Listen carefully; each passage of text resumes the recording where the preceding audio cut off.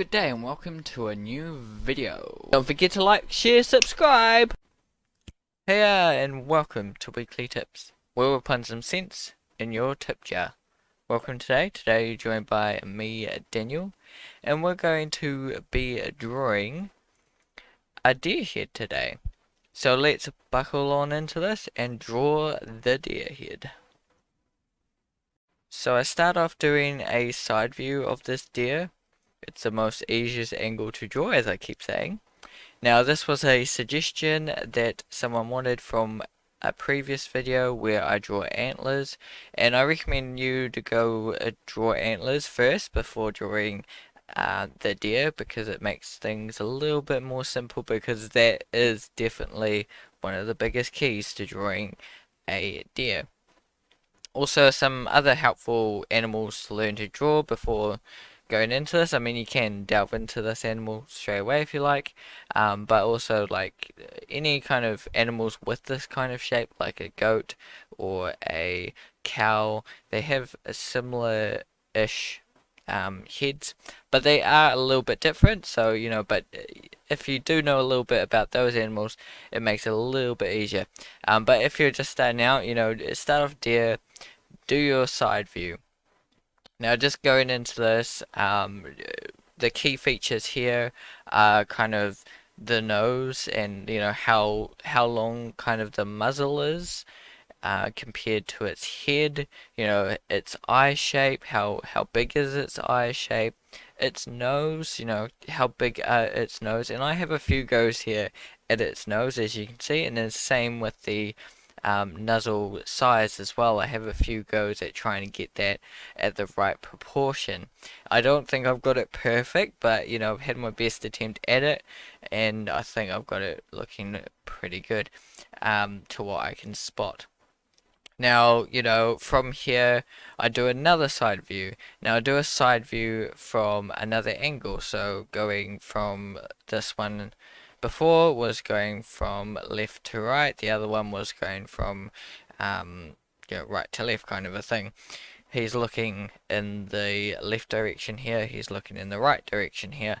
So, each their own. Some people might find like left side drawing and right side drawing better, easier. But if you draw it in both views, looking right and looking left, you can pick up on things you didn't notice in doing it on the right side versus the left side. It's exactly the same as if you get a painting and or a drawing of yours and you flip it and you start to know a lot of different differences things. And also another exercise for this is to get a picture and put it upside down and then start drawing that picture upside down, and this unlocks that again another step, another level, to help you understand the body and the form. Anyway, from here, doing the right and left views, I then go and do a front angle view. This is kind of the next angle to do, because it's where you go next. You usually you can start off here, and I made it easy and did it using a symmetry tool, which lets you just draw half of the face and it replicates the other. Yeah, you can kind of get away with that sometimes. Sometimes, usually animals have, like, for instance, their horns could be different and things like that. So just keep a close eye contact. I would recommend doing kind of this symmetry, but maybe doing touches up after if you need to. But however, for studying it and learning it and trying to understand the forms and the shapes that go into drawing this creature,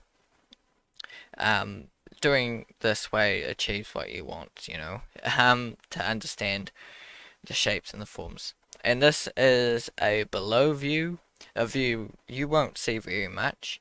You could also do a top view. Now I chose not to.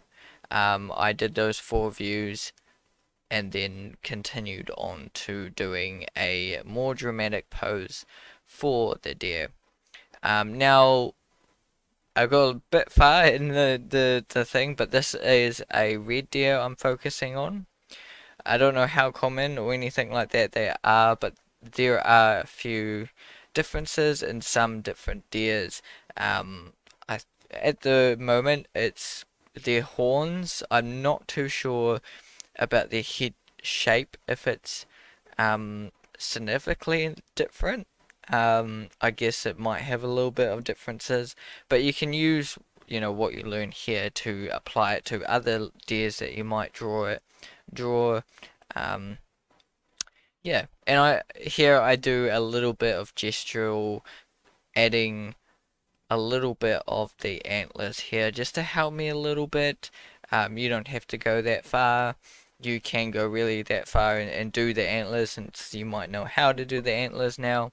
Um, or you can just focus on just drawing the head first and then do the antlers. It's really easier to focus on one thing first, tackle the head as a whole, and then add the other bits, the antlers, even the ears, you could add those, once you got the overall shape. You could even leave the ears out and then add them in afterwards. Um, get the overall shape of the head at the ears. Kind of like what we do with humans. We draw the overall shape of the head and then we start adding, ears and a nose and mouth, that kind of thing. You can do that with the same thing with using the shapes. Um, Breaking up to shapes is a really important thing. You can see in kind of the front view here that I have, you can see I've broken up the nozzle into kind of this shape that it does have, and its head are broken up to the different shapes it does have that's going on. So hopefully, this helps you draw the deer, or set you in the right direction to draw it. Um, as I say, find the right reference. Um, and keep drawing and learning. Each animal has its own unique features, and even every species has small different features.